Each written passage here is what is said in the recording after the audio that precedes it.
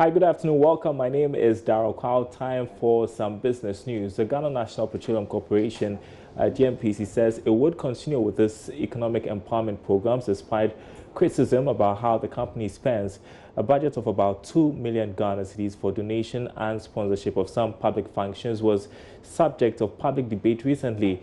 General Manager in charge of sustainability, Dr. Kwame Banuako, is urging caution as he believes criticisms were made without understanding of how the GNPC operates. There are three key focus areas, includes economic empowerment as one, where we are looking to build people's skills, not necessarily in the oil and gas sector, because one of the challenges we have is expectations management.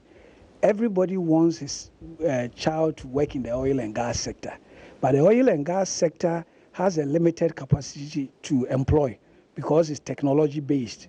And so one of the things GNPC decided to do is, instead of encouraging people to focus only on oil sector jobs, why can't you support them to keep engaging in the things that they have been engaging even before we found oil, so that we avoid the Dutch disease, so that people focus on where they are. So these are women's groups who wants to increase their livelihood. So the First Ladies Foundation was only a facilitator. And we ourselves have had to go to the field to find out really whether this is a support that is required.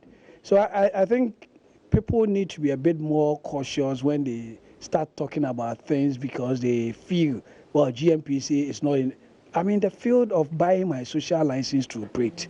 And so economic empowerment is one of the key areas to do that, so that people don't just focus on the oil and gas sector looking for jobs, but we can create jobs outside it, including agriculture.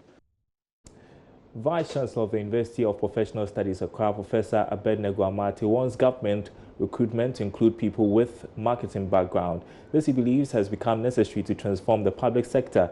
He spoke to Bismarck Awusa at the Chartered Institute of Marketing Ghana's public lecture here in Accra.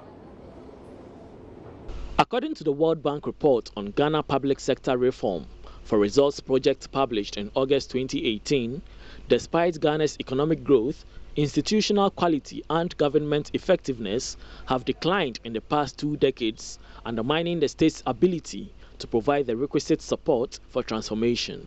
It is against this background that the CIMG Marketing Man of the Year, who is also the Vice Chancellor of the UPSA, Professor Abednego Amate, has urged government to insist on marketing training for all public sector organizations in order to increase their market offering. People believe that institutions like Ghana Education Service, the police service, the army, DVLA, or whatever name, even GIPC, people believe that they don't need a marketing department.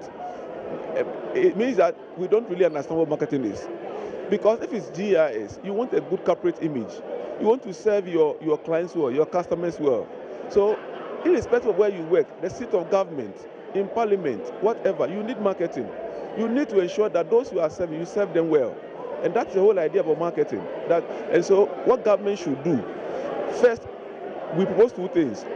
One, every board, every public institution that has a governing board should actually have a marketing professional. Professor Amate also highlighted the role marketing played in transforming the UPSA from a young and less known public sector university to a leading university in Africa. And that's it for business. More coming up on the marketplace at the top of the hour.